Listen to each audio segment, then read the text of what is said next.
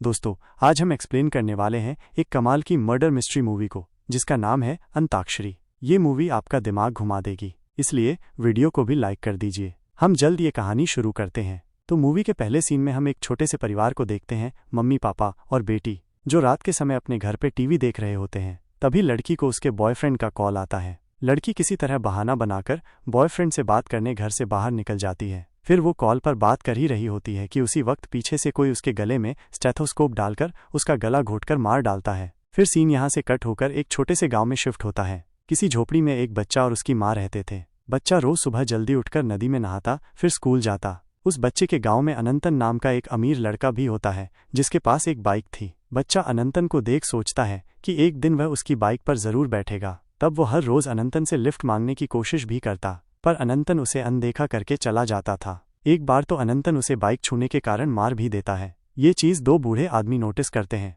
और एक दिन बच्चे से कहते हैं, तुम नीची जाति के हो, इसलिए अपनी औकात के हिसाब से सपने देखा करो, तुम्हें कोई बाइक पर नहीं बैठाने वाला। इन सबसे बच्चे को अनंतन और गांव वालों पर गुस्सा आने लगता है। फिर एक दिन उस बच्चे की माँ खेत में काम कर रही होती है। गांव में एक आदमी, राघवा, की उस पर पहले से बुरी नजर थी। तब राघवा और उसका साथी उस बच्चे के घर जाते हैं उसकी माँ के बारे में पूछने के लिए। बच्चा राघवा के सामने डटकर खड़ा रहता है और उसकी आंखों में आंखें डालकर जवाब देता है। इससे राघवा चिढ़ जाता है। वो बच्चे की गर्दन पकड़कर कहता है, तेरे बाप ने कभी मुझसे नजरें मिलाने की हिम्मत नहीं की और तेरी इतनी मजनूगी। ये कहने के बाद राघवा बच्चे की पैंट उतारकर उसके प्राइवेट पार्ट को सिगरेट से जला देता है। इससे बच्चे के अंदर और भी ज्यादा गुस्सा भर जाता है। फिर अगले दिन बच्चा उन दो बूढ़े आदमियों पर पत्थर फेंककर हमला करता है, जिन्होंने उसे ताने मारे थे। इसके बाद अनंतन बाइक से कहीं जा रहा होता है। बच्चा उसकी बाइक के आगे आकर खड़ा हो जाता है ताकि अनंतन उसे अपनी बाइक पर बैठा ले। तब आखिरकार अनंतन उसे अपने पीछे बैठा ही देता है। हालांकि बच्चे के दिल में अनंतन के लिए गुस्सा भरा था, इसलिए वो एक पत्थर से उसके सिर पर वार कर देता है।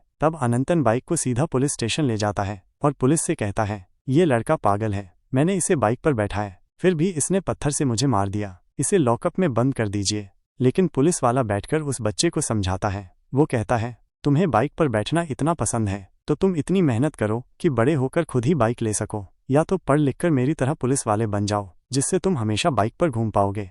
फिर सीन शिफ्ट होता है दास नाम के एक पुलिस ऑफिसर पर। दास के घर के पास उन्नी नाम का एक व्यक्ति रहता है, जिसके पास पुराने मॉडल की एक बाइक थी। दास उन्नी को पैसे देकर उससे वो बाइक खरीद लेता है। हमें ये भी पता चलता है कि ऑफिसर दास अपने काम को लेकर काफी ज्यादा ईमानदार है। क्रिमिनल बड़ा हो या छोटा, दास किसी में भेदभाव नहीं करता है। दास की खास बात ये थी कि उसे अंताक्षरी खेलना बहुत पसंद था। वो अक्सर पुलिस स्टेशन में अपने साथी पुलिस वालों और यहाँ तक कि कैदियों के साथ भी अंताक्षरी खेलता था। फिलहाल दास ने एक लोकल मंत्री वासुदेवन के आदमियों को जेल में डालकर रखा होता है। वहीं दास के पुलिस स्टेशन में हरिहर नाम का एक पुलिस वाला था, जो वासुदेवन से हमेशा रिश्वत लिया करता था। इस बार हरिहर वासुदेवन से रिश्वत लेकर दास के पास जाता है। वो कहता है, पॉलिटिशियन वासुदेवन के आदमी हैं, इन्हें आप छोड़ दो।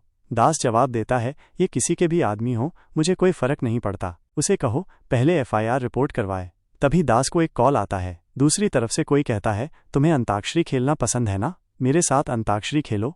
दास पूछता है, कौन हो तुम? वो बंदा कहता है, चलो कोई नहीं, तुम्हें मेरे साथ नहीं खेलना तो मत खेलो, मैं तुम्हारी बेटी के साथ खेलूंगा। ये सुनकर दास का दिमाग खराब हो जाता है। पास पा, वो कहता है। फिर उस रात वासुदेवन दास के घर आता है। वो उसे धमकाते हुए कहता है, तुम्हारी इतनी हिम्मत कि तुमने मेरे आदमियों को गिरफ्तार किया, इसका अंजाम ठीक नहीं होगा। इतना कहकर वो दास की बेटी के हाथ में कुछ मिठाइयाँ देकर चला जाता है। वहीं हमें दास के पड़ोसी उन्नी के बारे में बताया जाता है। उन्नी की वाइफ का नाम लता था, जिसने अपने पहले पति को डिवोर्स देकर उन्नी से शादी की थी। लता और उन्नी की एक बेटी थी विधु, जबकि पहले पति से लता का एक बेटा था कार्तिक। कार्तिक का सपना था कि वो एक म्यूजिशियन बने, मगर खुद का बेटा न होने के कारण उन्नी उसे कुछ खास अहमियत नहीं देता था। इसके चलते वो उसका जबरदस्ती इंजीनियरिंग कॉलेज में एडमिशन करवा देता है, जो कार्तिक को बिल्कुल पसंद नहीं था। कार्तिक हमेशा अपनी माँ से यही शिकायत करता, आपने इस आदमी से शादी क्यों की? साथ ही वो कहता, मेरे पापा की जो पुरानी बाइक यहाँ पड़ी थी, उसे किस हक से इन्होंने बेच दिया?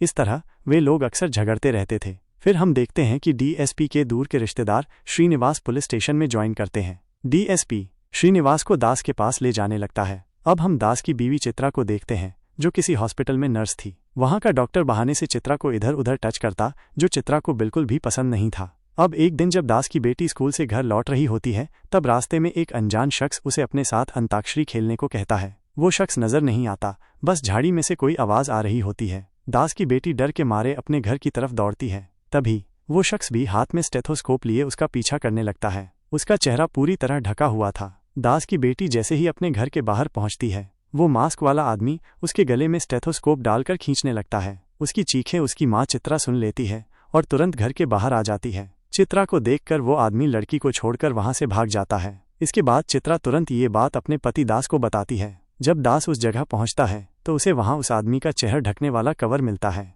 कवर देखकर दास समझ जाता है कि ये काम वासुदेवन का हो सकता है। पिछली बार जब वो दास के घर आया था तब उसने उसकी बेटी को ऐसे ही कवर में मिठाई दी थी। इसके बाद दास सीधा वासुदेवन के घर जाता है और उससे कहता है जो भी मामला हमारे बीच है वो हम आपस में सुलझा लेंगे। इसी बीच पुलिस ऑफिसर नैना का पासपोर्ट वेरीफाई करने के लिए पुलिस उसके घर आती है। नैना तो कुछ भी बोल नहीं पाती थी, लेकिन उसका बाप हरिहर को घूस खिलाकर उसका पासपोर्ट वेरीफाई करवा लेता है। उधर दास उस नंबर को ट्रेस करवा रहा था जिससे कुछ दिनों पहले उसे कॉल आया था अंताक्षरी खेलने के लिए। नंबर ट्रेस होने पर उसका लोकेशन किसी पोल्ट्री फार्म का दिखा रहा था।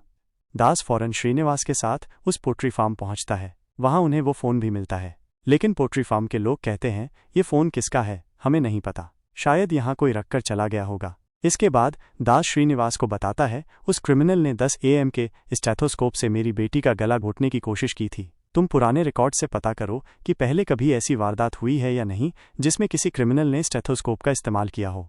उधर चित्रा जब डॉक्टर के क्लिनिक जाती है तो डॉक्टर वहां मौजूद नहीं होता। चित्रा डॉक्टर के ड्रॉअर को खोलकर चेक करती है कि उसका स्टेथोस्कोप वहीं है या नहीं, लेकिन स्टेथोस्कोप वहीं मौजूद होता है। जब डॉक्टर वापस आता है तो उसे शक हो जाता है कि ज़रूर उसके कैबिन में कोई आया है। वह चित्रा को डांटते हुए कहता है तुम्हें कितनी बार कहा है कि जब मैं ना रहूं तो मेरे केबिन में मत आना।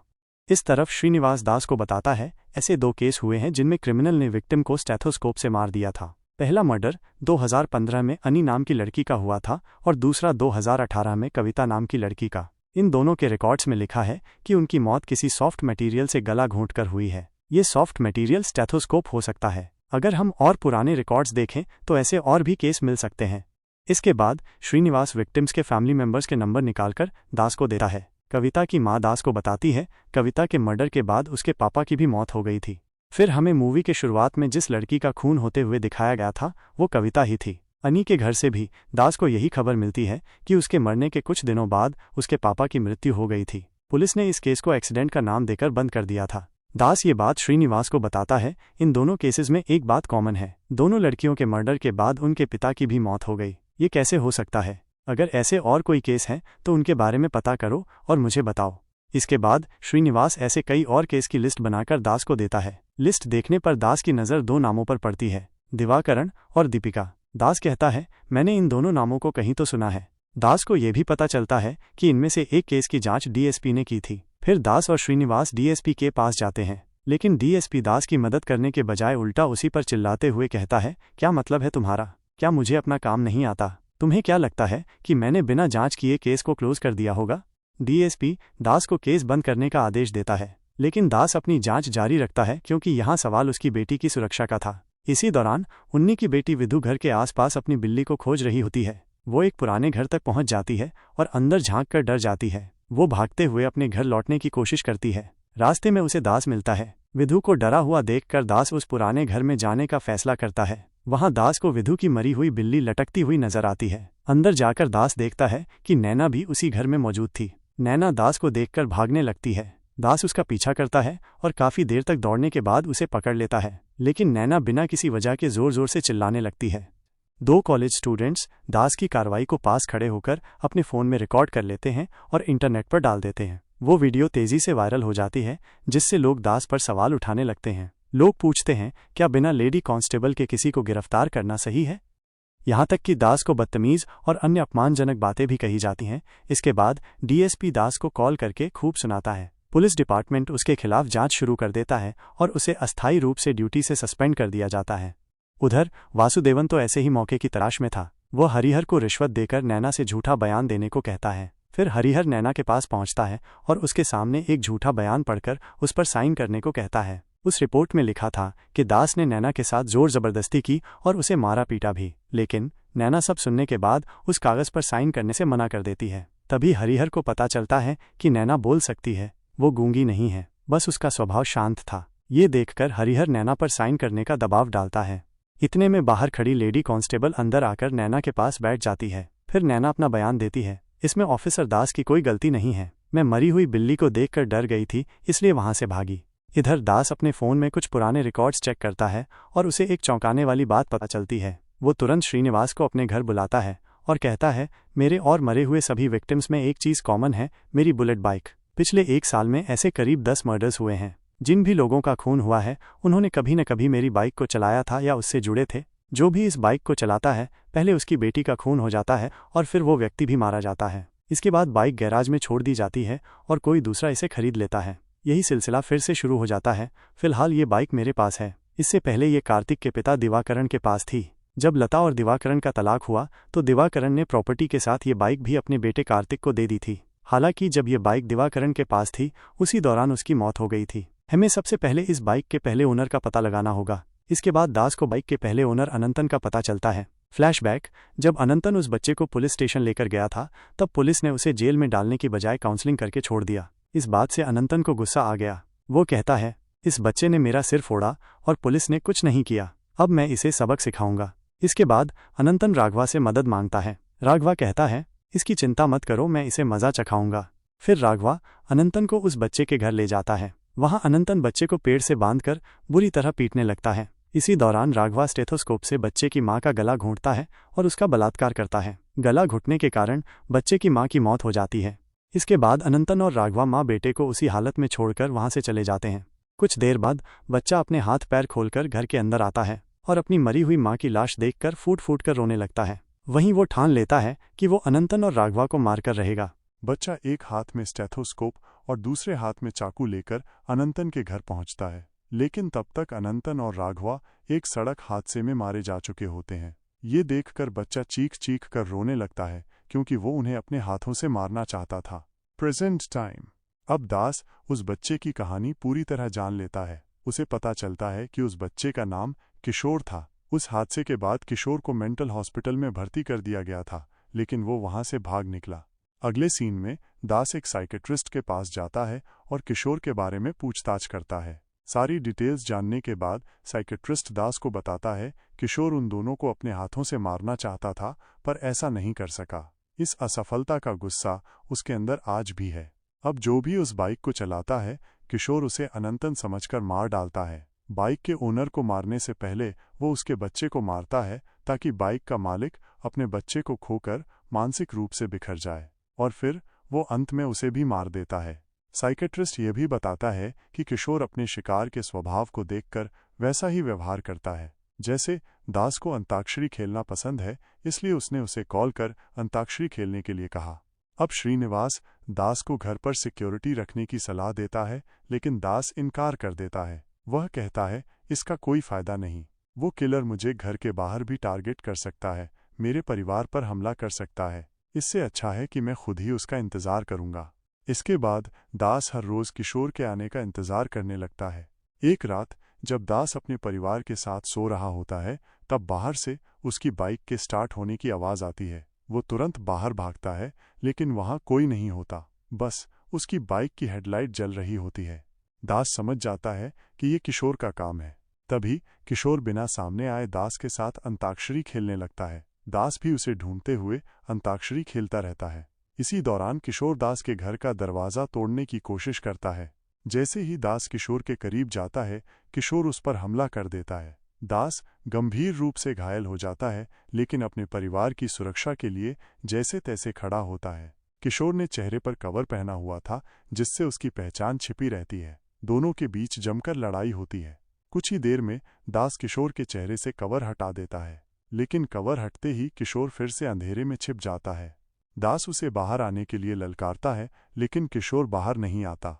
अब गुस्से में दास कहता है, अगर तुम अभी बाहर नहीं आए तो मैं तुम्हारी पसंदीदा बाइक को जला दूंगा। ये कहकर दास अपनी बाइक में आग लगा देता है। जैसे ही किशोर अपनी जलती हुई बाइक देखता है वो जोर जोर से चिल्लाने लगता है और आग बुझाने की कोशिश करता है। इसी दौरान वो फिर से दास पर हमला करने की कोशिश करता है, लेकिन इस बार दास उसे मारकर बेहोश कर देता है और उसे गिरफ्तार कर लेता है। दास पर लगे सभी आरोप हटा दिए जाते हैं क्योंकि वो बेगुनाह साबित होता है। उसे उसकी ड्यूटी पर वापस बुला लिया जाता है। ड्यूटी पर लौटने के बाद दास जेल में किशोर से मिलने जाता है। वो कहता है, जब तुम जेल से बाहर आओगे तो मेरे परिवार को नुकसान मत पहुंचाना। इतना कहकर दास जाने लगता है, लेकिन तभी किशोर उससे पूछता है, अंताक्षरी में अगला शब्द क्या था जो रह गया था। यहीं पर मूवी खत्म होती है। तो दोस्तों, कैसी लगी ये थ्रिलर? उम्मीद है आप सभी को कहानी पसंद आई होगी। अगर आपको ये वीडियो पसंद आया है तो लाइक और शेयर ज़रूर करें, और हाँ, चैनल को सब्सक्राइब करना बिल्कुल ना भूलें। ऐसे ही और भी रोमांचक वीडियो के लिए बने रहिए। जय हिंद।